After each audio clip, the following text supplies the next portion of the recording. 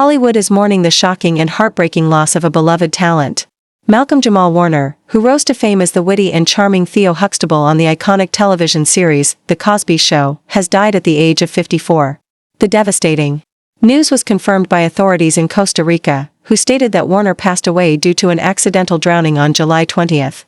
The actor, who had remained a steadfast presence on television and in film for decades, leaves behind a remarkable legacy of trailblazing performances, poignant reflections, and a dedication to using his platform to amplify stories from the Black community, according to a report from Costa Rica's Judicial Investigation Department. Warner was swimming at Playa Cockles, a popular beach on the Caribbean coast in Limón Province, when a powerful current swept him away. Despite the efforts of bystanders who managed to pull him from the water, he showed no signs of life. Paramedics attempted resuscitation, but Warner was ultimately declared dead at the scene. Authorities have ruled his passing as accidental, confirming there were no signs of foul play. The sudden and tragic nature of his death has sent shockwaves through fans and peers alike, many of whom remember Warner not just for his early fame but for his continued evolution as a performer and cultural commentator. Born in New Jersey, Malcolm-Jamal Warner catapulted to stardom in 1984 when he was cast as Theo Huxtable, the only son of Cliff and Claire Huxtable on NBC's The Cosby Show. The role earned him an Emmy nomination in 1986 for Outstanding Supporting Actor in a Comedy Series and etched his place in television history.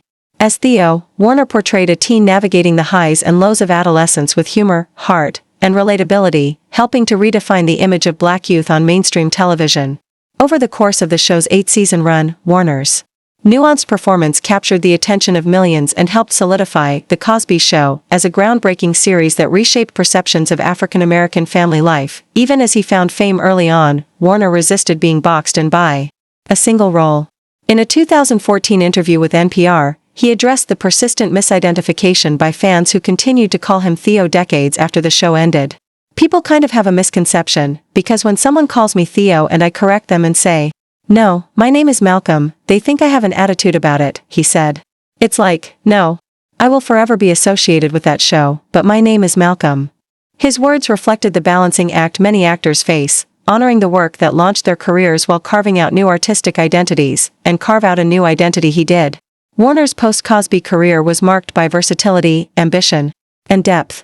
He starred alongside Eddie Griffin in the comedy series Malcolm and Eddie, took on dramatic roles in shows like Read Between the Lines, 911, and The Resident, and appeared in films and theater productions that showcased his wide range. In recent years, he was featured in Alert, Missing Persons Unit, as Chief Inspector Bill Houston, a role he described as meaningful and timely. Bill Houston is the father that the MPU team didn't know they needed, Warner said in an April interview with TV Insider. He's no nonsense, experienced, and gets straight to the point because time is always of the essence in missing persons cases. Warner's commitment to storytelling wasn't limited to acting. He was an outspoken advocate for representation and authenticity in media.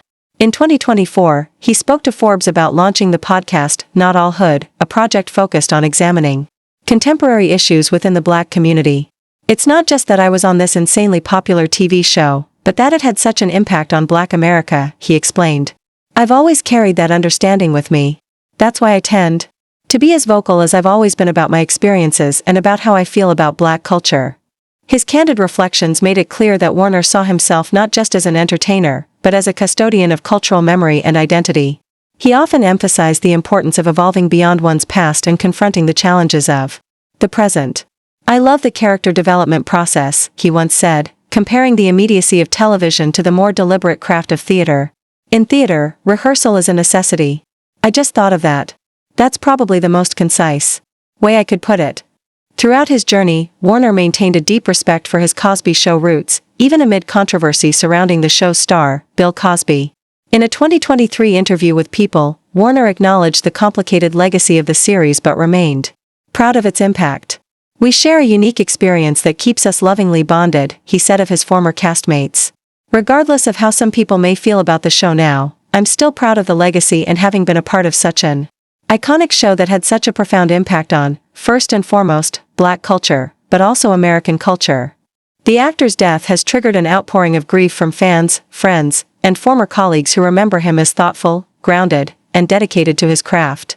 Tributes have poured in across social media, where fans have shared clips from Warner's performances, quotes from his interviews, and heartfelt memories of growing up watching him on television. Many praised his ability to evolve with grace and purpose, and to remain a powerful voice in a changing industry. In his personal life, Warner was known to be fiercely private, often avoiding the spotlight when he wasn't working. However, he occasionally shared glimpses into his world, particularly when it came to his daughter, whom he often referred to as his greatest joy. While much about his family life was kept out of the public eye, those close to him knew that fatherhood had transformed him. In past interviews, he spoke about the responsibility he felt to be a role model not only for his child but for other young black men navigating a complicated world. His most recent project showed no signs of slowing down. Beyond Alert, Missing Persons Unit, Warner had several creative endeavors in the pipeline, from potential theater collaborations to expanding his podcast's reach.